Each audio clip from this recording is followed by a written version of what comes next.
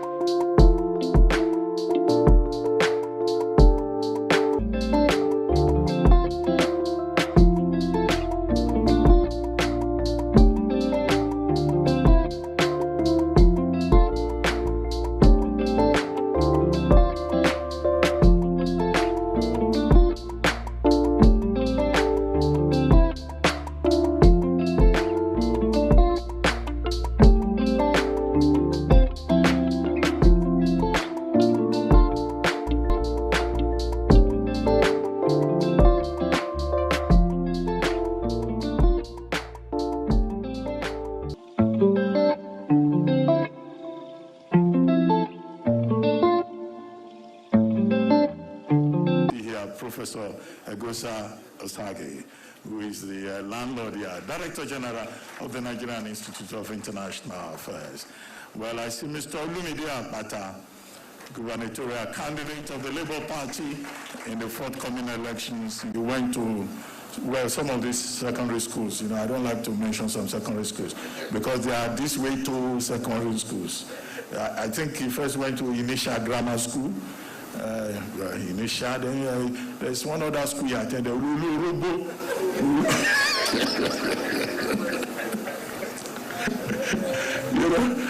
some of these people from the hinterland, when he heard the name of their secondary school.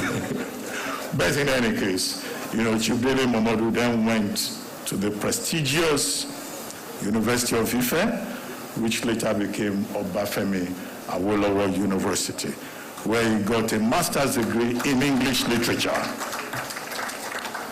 And then after that master's degree in English literature, the many things that he has done. He has been a journalist, beginning in 1988 as a reporter with the African Concord.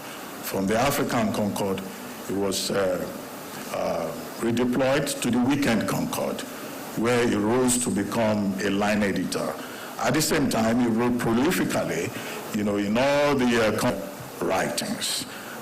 He later left Weekend Concord and went to Classic magazine, where he worked with May Ellen Ezekiel. I think before then, he had a hotel manager, one motel in Ife, owned by Chief by Obashijuwade at that time. Motel Royal, that's the name of the hotel. At another point, he was private secretary in the Second Republic to Chief Akin Omoburiwo, a Second Republic politician. And then he also went to teach briefly at the Abiola had this bakery called Wonder Loaf. So Bob D at that time used to carry loads of bread in the boot of his car, in practical, Onokan fashion. One road, many roads lead to the market. In between, he was also a PR consultant, celebrity. Most people know today is his involvement in politics. And in 92-93, we had the general elections won by Chief N.K.O. Abiola. And that election was annulled. He was one of those people, who went to the barricades. For his temerity, he was detained at Alagbon Close. In 1995, the Abacha government was looking for him. They wanted to charge him for treasonable felony. So he decided to take the Nadeko route. Radio Freedom was a, anti-military channel that was established in the UK then by a traditional community leader. Most recently, I was trying to remember that title. He was honored with the title of Akinrogun of Mogoland. He was also honored with the title Aretayeshe of Iwo Land. He is also Bashorun of Okela, Orogun, and he has a honorary doctorate in email letters from the University, Pan-African University of Leadership. On radio and television, but not much has changed for my greatly endowed country, Nigeria, and its long-suffering people. My verdict, national and international lecture, and this is the first of its series. So, my first move was to think up a topic. That was quite easy. My country is riddled with all manner of debilitating challenges, of which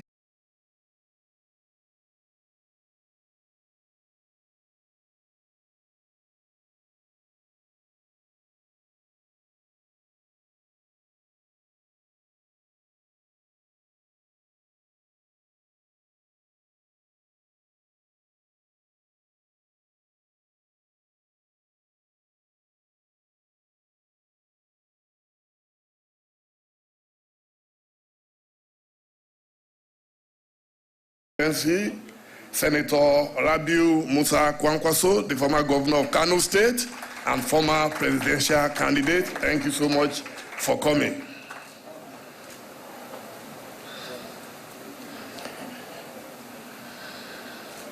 So, picking the topic, I had to find the lecturer. Leap of faith, and sent a message to him requesting for just 2 minutes, a 2-minute call. Pronto, he responded, and we spoke for exactly 2 minutes. His words were truly encouraging and inspiring. Dele, you are not just a consequential Nigerian, but a consequential African. I will not say no to your request, and he's here today. Please help me thank you.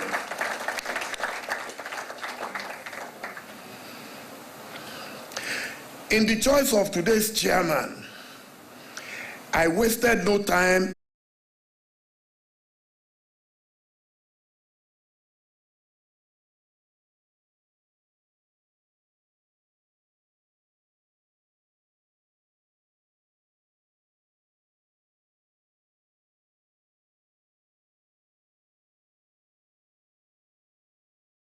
that. I just called Mubarak. He said, give me some box lady to deny that. I want you to come to Lagos. I have too much flying. It can be very difficult. And he said, no, Dele, I will honor you. You won't believe it, till Mubarak called me again a few nights ago. I was still doubting that maybe they will call me. In fact, when I saw his call, I thought he was going to say, oh, sorry, Daddy cannot make it. Daddy is there. Please. He is one of the most powerful, one of the most dogged politicians in Nigeria. And I'm sure...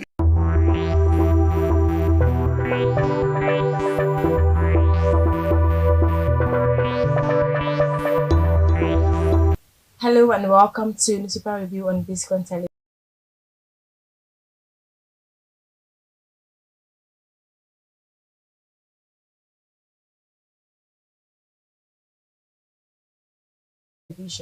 I'm Adebisi Elegole, and here with me is Sarah Abiodun, and together we'll be taking you through major headlines from some of the newspapers. And the first headline: dismisses Ojezuwa's suit against Godalo. You can read that story on page 29. New vigor in security as Tinubu replaces DSS, NIA leadership, appoints Ajayi, former director in Rivers, Bauchi, Kogi, Enugu to head intelligence agency. Names Muhammad, ex-head of Libya mission, North Korea, Pakistan, Sudan, State House, Abuja has DG International Intelligence Service, and all of that story is on page 6. AMCON to unleash international assets tracer on loan defaulters. You can read that on page 25.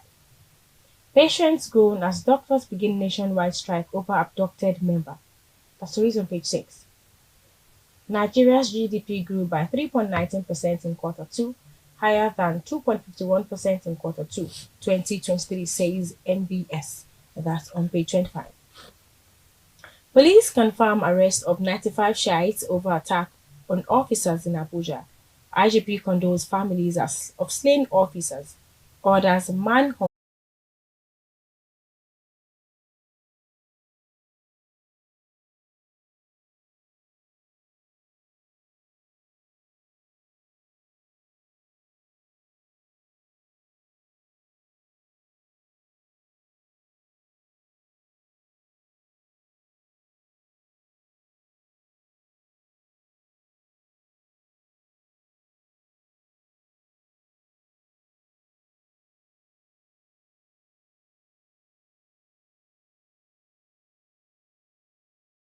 Labour Party crisis. Abure planning another convention. Labour Party, NTC, and that's on page 26. Latest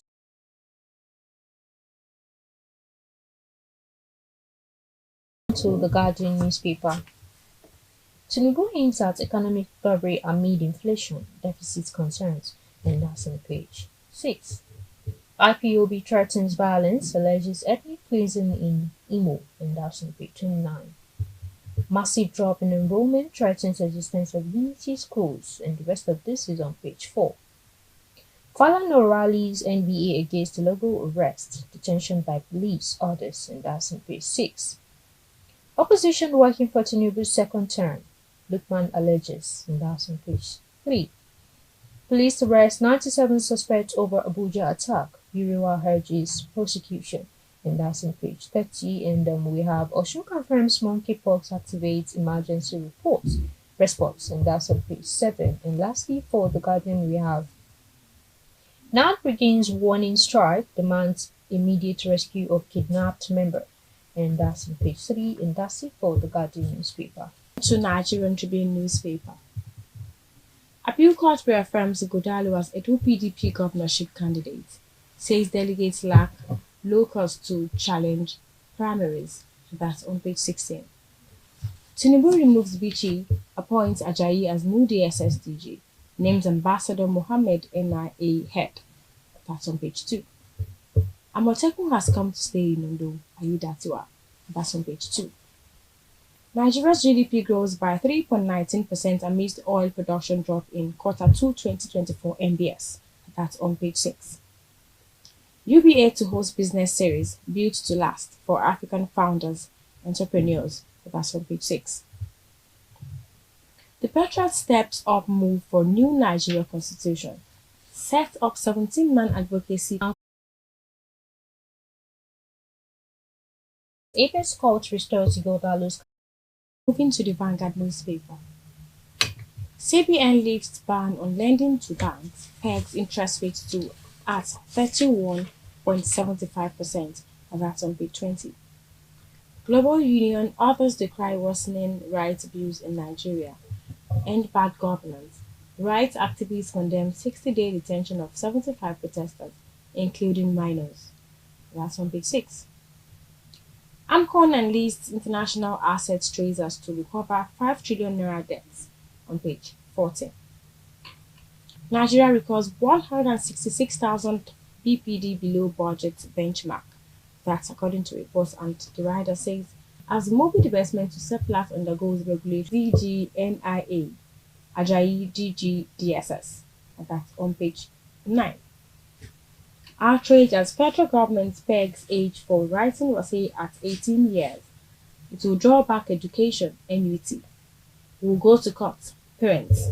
We'll respond later, WAEC. We want meeting of stakeholders, Konwa.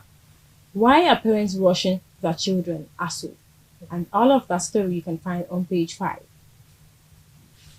We'll implement state police, say Ondo, River.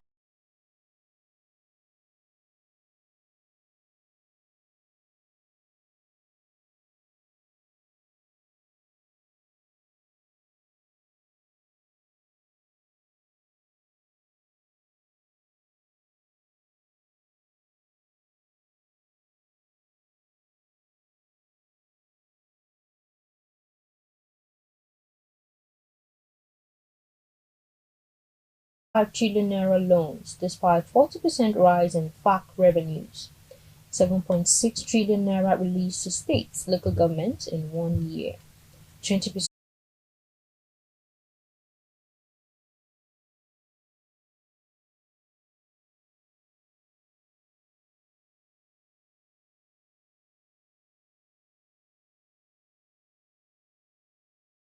transaction undergoing due diligence. That's on page 10. GDP grows by 3.19% in Q2, and you can read that story on page 10. New spy chiefs trigger new expectations in nation security. Mohammed replaces Abubakar as DGNIA. Ajayi takes Bichi's place at DSS. Tinubu charges new men to reposition agencies. Use experience to tackle of them all. Now him go lead us to the promised land. That's why you go for governor. Okay, na correct man we sabi o. Deputy material 1 million yards. He go follow lead us to the promised land. With Aswa Irodalu, he sure for us. Aye. Forward ever and go. If Aswa there we go prosper. Alagoda, we know they go back. Alagoda, we know they go back. Aswa Irodalu for governor.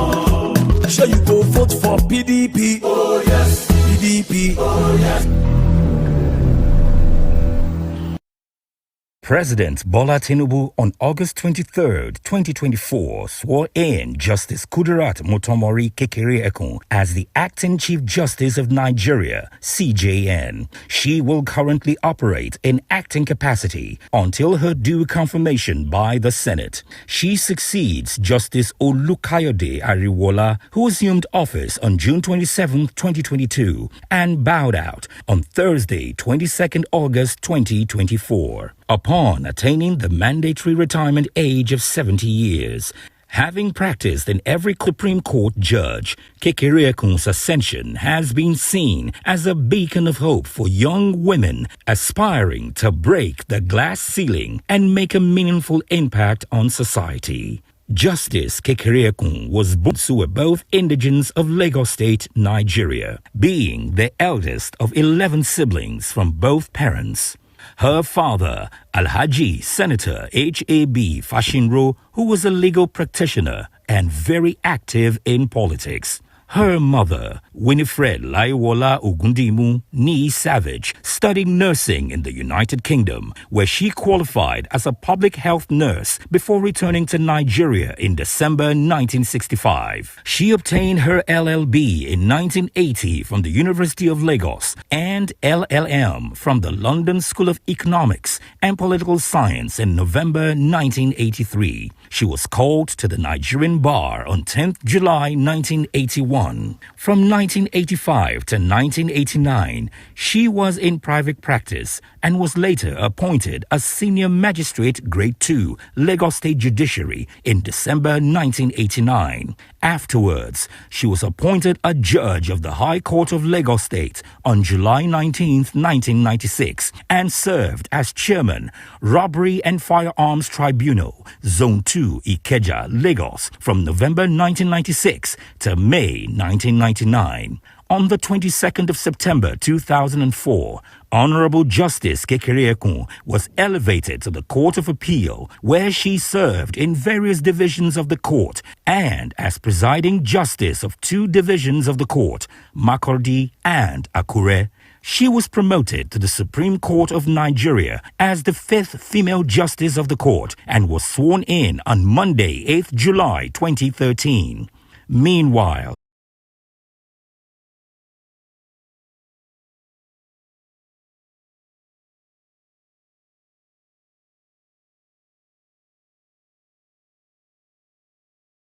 it is possible that a new Chief Justice of Nigeria will fight against judicial corruption. Meanwhile, some senior advocates of Nigeria, SANs, listed several areas of reforms they believe would help reposition the judiciary. Wole Olanipekun, SAN, says there needs to be a rethinking, repositioning, restoration, rebranding, and rejigging of the judiciary. Olisa Bakoba, SAN, has asked the new Chief Justice of Nigeria to presently work on the 1844 model of the English court, which a venue. You would have expected that maybe we go to a hotel and all that, but how do you listen to a good lecture in a too comfortable environment? So I said no. I wanted a serious environment where everybody, please help me welcome the former president of Ghana, John Dramani Mahama, please. Thank you, sir. I knew the rain did do some shagage old institutions by making my own contribution. So, as a man of modest income, you must have read my letter. I'm proud to say I'm a man of modest income. I offered to buy 2 new air conditioners. You can see one there, you can see one here. Otherwise, we'll be sweating by now. Looks new. That is what my modest income can afford. So, just like I did in my own village, you see, I realized that we all want to live comfortably within our homes without taking care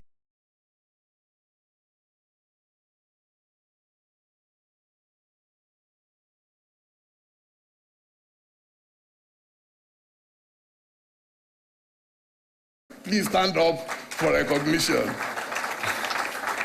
So you don't know how you affect people when you do things. So he insisted he must come. It doesn't matter. I will follow you to the depth of the ocean. President Mahama knows that. There is nothing they've not done to separate us.